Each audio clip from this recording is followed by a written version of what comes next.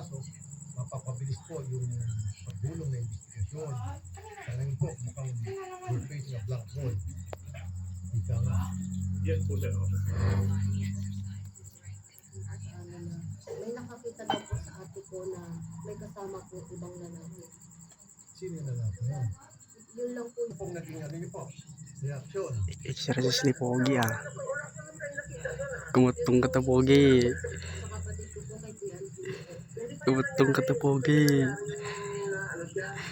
Wait ah Pogi. Okay lang ba? Ipalay detector test ka namin. Kumutong ka ta Pogi. Malinis na po yung... Gusto natin Pogi.